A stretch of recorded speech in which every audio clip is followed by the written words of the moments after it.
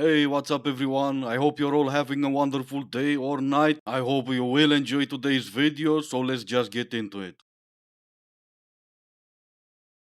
Like as women, it's been ingrained in us at a very young age to present ourselves in a way that impresses men, to fit into their stupid beauty standards. Don't be too big, but don't be too small. Don't be too loud, but don't be too quiet. Be hairless. Dress in an appealing way, but not too appealing. Oh, and make sure you're not funnier than them or smarter than them. Make sure you're wearing makeup, but not too much makeup. Don't be insecure. But seriously, don't love yourself. Breaking free and challenging the beauty norms is incredibly empowering. Men do not get to decide what is beautiful. You do. Men don't get to define you. You Absolutely, I don't get to define who you are, but unfortunately, I do get to decide what's beautiful to me. I also decide who are the people I surround myself with, and some hairy Chewbacca, it's not gonna be one of them. What's funnier is the one teaching that video, the one with the tattoos, she calls herself a beauty coach. Isn't it that a beauty coach is telling others what's beautiful and what's not? But that's fine, I guess, cause she's not a man.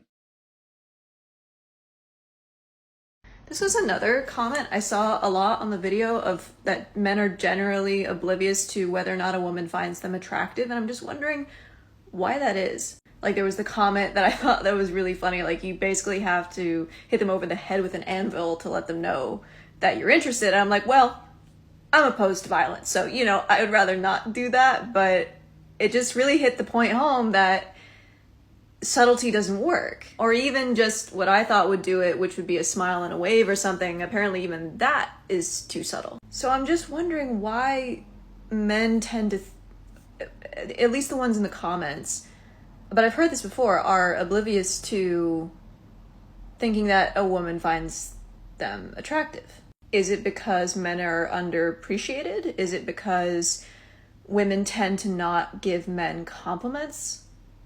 Like, what is it? I'm very curious to know. And if we can keep the conversation civil and not bring in, misogynistic language, that would be great. Because I'm genuinely curious, okay? I'm genuinely curious. I want to understand the male mind more.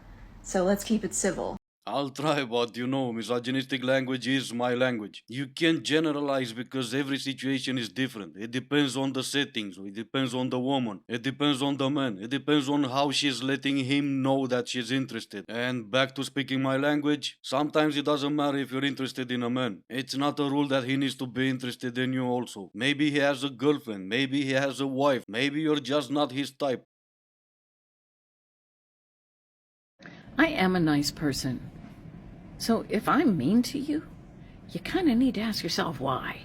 No, not really. Or I could already know the answer. It's my audacity. Or it could be that even if I don't see the bottle, there's a half empty glass of wine in front of you, and there's also that crazy look in your eyes, so I'm gonna go with you're drunk. Sometimes people are mean when they're drunk. The 4 things that made me realize I had a serious drinking problem. Number 1, I always blacked out. I mean, sure, there was a few times where I had a couple, but my drinking was so unpredictable. This is what I teach my clients too. You don't have to drink every single day to have a drinking problem. Number 2, I always woke up with a negative bank account. I thought it was so cool to buy everyone premium vodka and I had no money. That's not cool. Number 3, my hangovers would last way more than a day. It was honestly ridiculous. I felt like I was always hungover for a week. And then I would just drink again. Round and around. Number 4, it was causing me serious health problems. I always had problems with my digestion. If this is something you struggle with, book a free call.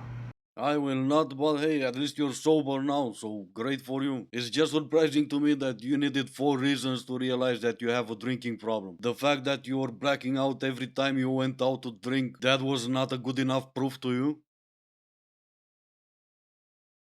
Sometimes you have to be a little disrespectful to show them just how respectful you've been.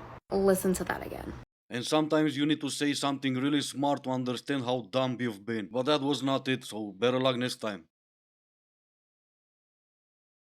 So I'm a member of one of those Are We Dating the Same Guy Facebook pages, right? And I absolutely live for the moments when my male friends get posted on those websites. And I don't run to them with the screenshots. No, I sit back and I watch it all unfold because it tells me how differently they treat me versus the women that they're trying to date. And let me tell you, some of my male friends are straight up dogs. Just straight up trash men that I never would have found out about because I'm not trying to sleep with them. And it always makes me wonder, how do these pick-me's get these screenshots and then run to these guys and say, oh, they're talking about you? Like, you don't think he's gonna treat you the same exact way he's treating every single one of those women in that Facebook group? Baby, come on. You cannot tell me that you are that snowed by a man who barely knows how to wash his butt. Like, what is so special about him? Honestly, baby, the man only has a bottle of ketchup and a head of lettuce in his fridge. And that's who you're gonna break girl code over?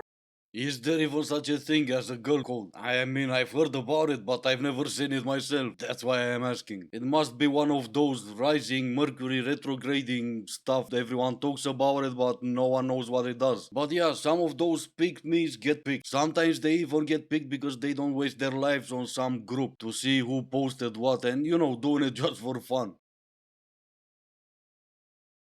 Scientists see pregnancy without men in our future. And in case you aren't aware, I'm a biomedical scientist who debugs everything women's health. An experiment was carried out in China, which now has many scientists believing that women producing offspring with other women is a real possibility in our future. And in fact, men will not even be needed. This means that women-only couples could genetically have a child of their own. So researchers from the Chinese Academy of Scientists used gene editing techniques in order to create 29 baby mice from female-only genomes. The baby mice grew up to be extremely healthy and even have offspring of their own. So researchers done this for essentially mimicking fertilization. So they got stem cells with half of the amount of chromosomes and then another set of stem cells from another half of set of chromosomes and then merged them together in order to cause fertilization and poof, baby mice. They of course carried the same experiment out using male genomes from these mice. And what they found was insane. So the male-only genomes had exactly the same genotyping as the female genomes. However, the male mice, their offspring, didn't survive for longer than 48 hours and all of them had gruesome mutations. Of course, this research is extremely interesting, but there is a lot more work that needs to be done before we try this on humans, but it is a very, very interesting concept. Like, imagine what reproduction could be like in 50 years, 100 years time. Will we even do it the mainstream way we do it currently, or will everything eventually move over to a test tube? It is an interesting idea. It isn't interested either? Then why do you posted this video? Either way, 50, 100 years from now, I really don't care. And neither will the people who are gonna be alive at that time. Chances are even SCX is gonna be performed through virtual reality. And no man ever will have to pay child support. I can't imagine any of them crying over this. Why would you ever be annoyed if someone drunk texted you? That is something I don't understand. Because to me, being drunk texted is like the most flattering.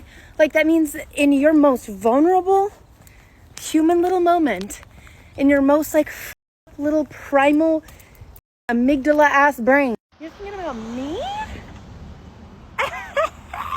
Even if I don't like know them that well or like them that much, it's still just like a really flattering feeling. I don't know. Everyone should drunk text me. I love it. Yeah, well, maybe next time I'm drunk. People don't like it because you're either sending a paragraph they can't be bothered to read, or you're sending something that they just can't read. Research has shown that when you name your inner critic, that part of you that criticizes and demeans you, even when there's no justifiable reason, it makes it less powerful. So what would you name your inner critic? Big D. At least then I'll have something that's big in my life. I'll be proud of it too. Going outside, introduce it to people, and if it's still criticizing me after that, I'm gonna call it Big Donkey D. And I'll still introduce it to people, but maybe not that often. Oh!